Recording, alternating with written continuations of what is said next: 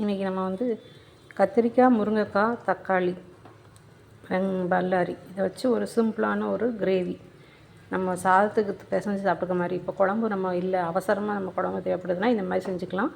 எப்படி செய்யணும்னு பார்க்கலாம். இது ஈஸியாக செஞ்சிடலாம். கடுகு சட்டியில் ஒரு குக்கரில் எண்ணெய் ஊற்றிட்டேன். எண்ணெய் காஞ்சிருச்சு. கடுகு போட்டுக்கலாம்.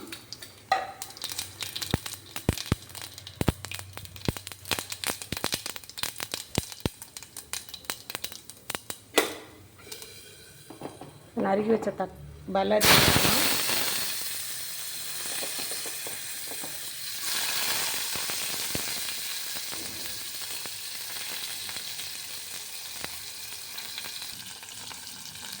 பல்லாரி நல்லா வதங்கிடுச்சு. இப்போ நம்ம நறுக்கி வச்சுருக்க தக்காளி, முருங்கைக்காய், கத்திரிக்காய் அவ்வளோத்தையும் போட்டுருவோம்.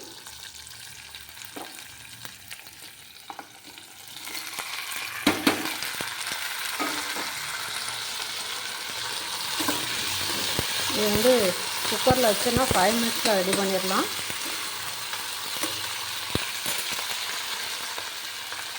மஞ்சள்தூள்,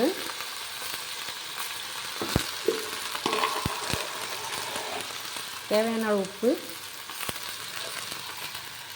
அப்புறம் கொஞ்சம் மிளகாத்தூள். காரத்துக்கு மிளகாத்தூள் நமக்கு எவ்வளோ காரம் வேணுமோ அதை போட்டுக்கலாம். நான் காஷ்மீரி சில்லி தான் எப்பவும் போட்டுட்டேன். அடுத்தது கொஞ்சம் தனியா பொடி, கொத்தமல்லி பொடி ஒரு 2 ஸ்பூன்.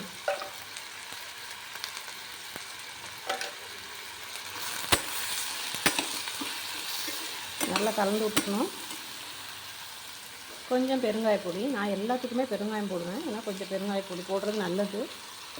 போட்டாச்சு. நல்லா வதக்குங்க.